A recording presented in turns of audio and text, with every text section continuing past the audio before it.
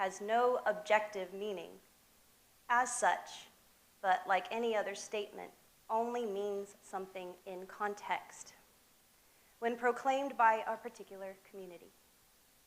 Consequently, there is no one unchanging idea contained in the word, God. Instead, the word contains a whole spectrum of meanings. Had the notion of God not had this flexibility, it would not have survived to become one of the great human ideas. Hello and merry meet.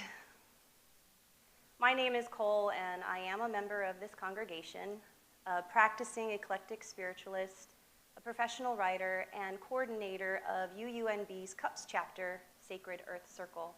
And for those who don't know, CUPS stands for Covenant of Unitarian Universalist Pagans. As Jan said, this was really hard, and trust me when I say I waited until the very last minute to finish my message. But thanks to the support of friends and family, I was able to finish on time. Today, we are going to get spiritually personal with what spirituality has meant for me in my life. I have chosen some stories that won't necessarily be in chronological order, that have had such a profound impact on my life that I acknowledge each as shaping how I think and believe today when it concerns my spiritual growth. This is not all of them. There were too many to try to fit in 20 minutes. I was 27 when I started taking pagan classes. My teacher went by Baka, which is Japanese for fool. And he was a Native American from California and a practicing santero. Knowing he practiced several belief systems had me feeling right away that I was on the right track to find my spirituality. The first class was about getting to know each other and some introductory concepts and thought experiments.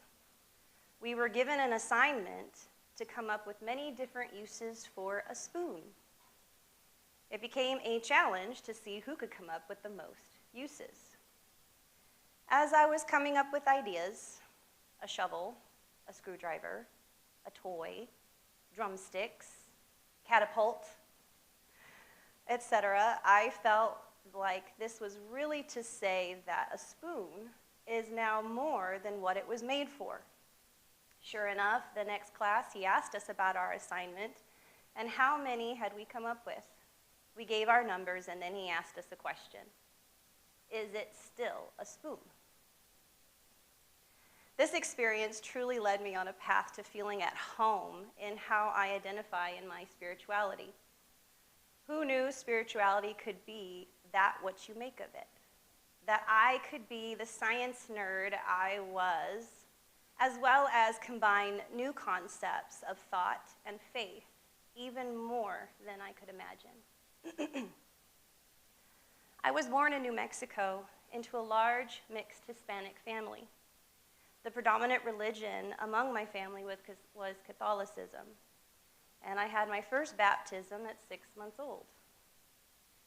My dad left the Catholic faith when I was about 2 and went towards more conservative Christian communities and raised me inside such creedal faiths. My father was in the Army, and with every move to another U.S. state or overseas in Germany, he would find a Christian church and make sure we all attended regularly. Catholic and Christian were my first steps with spirituality, and like most children, my elders were the leading hands that held me as I walked. I was constantly being told by my Catholic grandparents that their way was the right way. My father would do the same, but less convincingly, because even after getting out of the military, he continued to filter through various Christian denominations: Presbyterian, Baptist, Southern Baptist, Evangelical, Methodist, and many non-denominational churches. From birth to age 15, the journey through the Christian denominations only led me to believe that something was wrong with me. At 8 years old, I was baptized for the second time, first time as a Baptist. After getting dunked, I waited a whole week to see if I would eventually feel the Holy Spirit. I didn't, so I thought that the water must not have been right. I decided to try to do it again. Sorry, thinking back, it's so funny. I was told that I couldn't, that this isn't something that we do. Once is enough. So I was embarrassed, and I never mentioned it again. At that church, we were actually kicked out of that church because my mom and I showed up wearing pants one day instead of a dress or a skirt. So in the next church, I was baptized a third time, for the first time in that denomination, with the same results. So I truly thought, I must be broken. Around the age of 15, I decided I wasn't going to church anymore if I could help it. And my parents were already divorced by this time, so it made it easier to just stay home. However, I never stopped thinking about my spirituality. When I was in high school, I had my first introduction to paganism through the religion of Wicca. I made friends with a fellow student named Bridget, who is the only person from high school who I am still friends with today. She told me she was a Wiccan. I had limited understanding at the time about what that truly meant, but I did know that she was talking about witchcraft. I battled with my Christian upbringing about how I should think and feel towards my friend, because Bridget is an amazing person and someone who is more Christ-like than most Christians I knew. She is kind, compassionate, fun, and smart.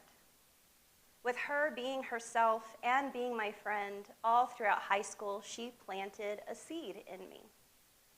I decided to foster this seed when I was finally a legal adult, signing up for my first set of college classes, and I bought 3 books about Wicca and paganism. I kept it hidden from my family, and only a few friends knew that I was seeking something other than Christianity. I was living with my aunt and uncle at the time, and she decided to go through my room and found my books. Our relationship soured after that, and eventually I was kicked out. Yet my curiosity was piqued, and I wanted to know more. And who would have guessed I could get more spiritual based on the college classes I took? I wanted a degree in writing, so I took an elective course called The Bible as Literature. And I didn't realize it steered me more away from Christianity than the 3 books that I read about pagan faiths. I was actually very skeptical about taking this class because I didn't have many electives at the time to choose from. However, we read the Bible as a good piece of literature for the times in which it was written. And it was taught by a professor whose PhD were in ancient Greek and Hebrew languages. She had been on many National Geographic shows and about the ancient Bible passages, and was on the list at the Vatican when they open up their air pressure controlled rooms where other documents are studied. Needless to say, she was pretty cool.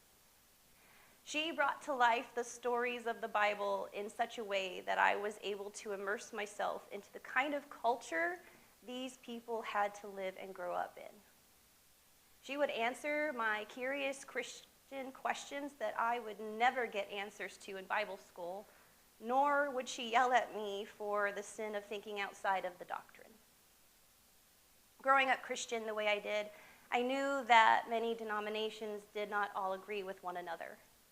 However, this class put my knowledge of that into a much larger perspective of exactly how many prominent religious figures changed the Bible's language to suit their own agendas through the generations.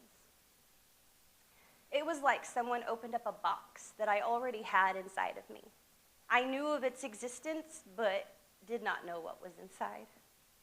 I have never regretted taking this class, and I will always be grateful to the professor who taught it. I decided I would never limit my spiritual search based solely on Christian beliefs from this point on. I finished college, worked a little bit afterwards, and I hit a career ceiling, and at 27, I moved to Texas. At the time, I was in a really dark place in so many ways.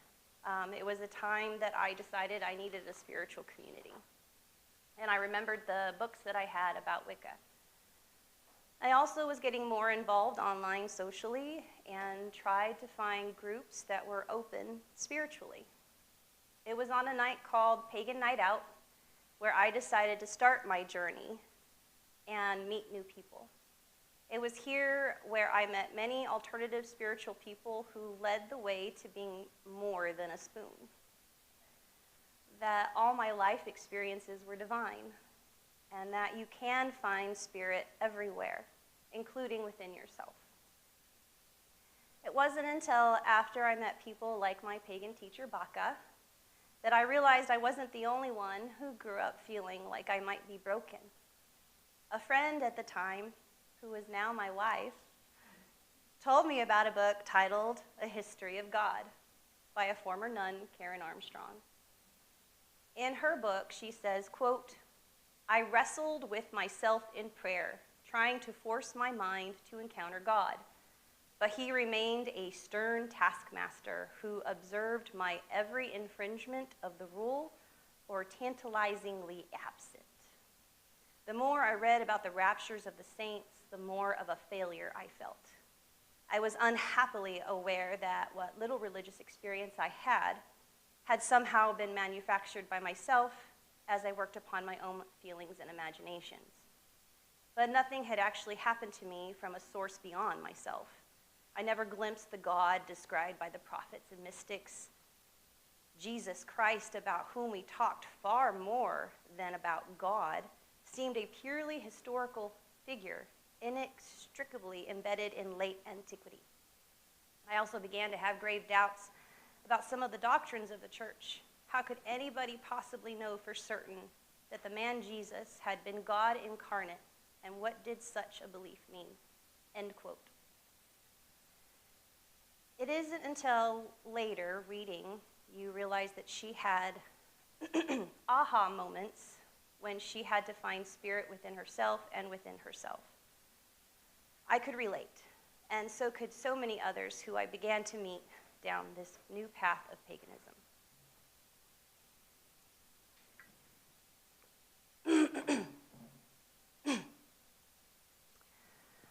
I took to paganism like I was on fire, and in a hyper focus, I locked into my studies fervently. Only a year into my studies before I found another aha moment in my spiritual journey. I had been labeled as a Wiccan, a curandera, a witch, shaman, Reiki master, Dianic practitioner, and many others. The people who called me as such are not wrong, but they're not right either. I am all of these things, and so much more. I even add science and quantum physics mixed into my beliefs and magic. I was so diverse that none of the titles really seemed to fit with my broad spectrum of beliefs. When I decided I didn't want a solid and limiting label, I was introduced to the term eclectic. Eclectic meaning to select from many, or synonymous with variety. I could apply that as a spiritual label for myself that was also not limiting my potentials. As an eclectic spiritualist, I don't have to hold onto singular, rigid paradigms or set of assumptions. I can draw on multiple theories, styles, ideas, or even create my own to gain insights into my spirituality and broaden my mind. This, in a nutshell, is what I believe and practice when it concerns my own spirituality. and communication with the divine. Why should we conform to one way of being, thinking, or believing when we are limitless possibilities to what we could be? It is said that all energy in the universe is neutral. This neutrality gives energy the potential to become anything. I believe that eclectic religions are developed through a personal search for spirituality, an attempt to find a way to contact the divine that works for the individual on a personal level, to obtain food for their soul that they have not been able to find with mainstream religions. According to Lorna Tedder, a blogger of The Eclectic Spiritualist, says that problems occur when practitioners take on the spiritual tourist mentality. It becomes easy for them to blend together the light and painless aspects of faiths, disregarding any deeper, more difficult issues. And this can lead to eclectic religions lacking in spiritual depth, but heavy in feel-good mentality. My response to this is that I can't and shouldn't tell what others to believe. We are eclectic, after all, and as long as it works for that person and as long as no one else is coming to harm, who am I to say anything about that person's spiritual journey? For myself, I believe balance is needed in order to truly grasp lessons and concepts that the universe is trying to give us. In order for growth, I know that deeper and darker issues may need to be regarded and honored for the knowledge and insight it can give. One more story I would like to convey to sum up this service about my spiritual spectrums. It is a story of two long-standing members of this church, Tricia Stevens and Bob Kaiser. I met Bob and Trish early on in my pagan journeys, and when I started the pagan open circle called Eclectic Traditions, they helped me to sponsor it by allowing us to use their membership here at UUNB to rent the space for pagans and other families to celebrate. Through their connection, I learned about Unitarian Universalism. After being connected to the UUNB for almost 7 years, I became a member of the church in 2017. However, it wasn't until after 2020 did I dive more into UU theology. I wanted to put more of my time into the UUNB to help the community that had been such a welcoming place for me. I decided to join the Board of Trustees as the secretary and was advised to take leadership classes held by the UUA. It was then I realized that I really do live in covenant with the 7 principles. I knew them, but unlike creeds of other faiths, but really knowing, I felt like another box was opened inside. You all are my community, and I see a spectrum of spiritual beliefs in everyone that I have encountered here at UUNB, and it feels amazing, so much so that I tear up. But I do want to say thank you all for following me through a series of life stories that weave through many types of faiths and belief systems. Today, I believe I am more than the labels and am living a life more in line with a spectrum of spiritual possibilities. Many blessings.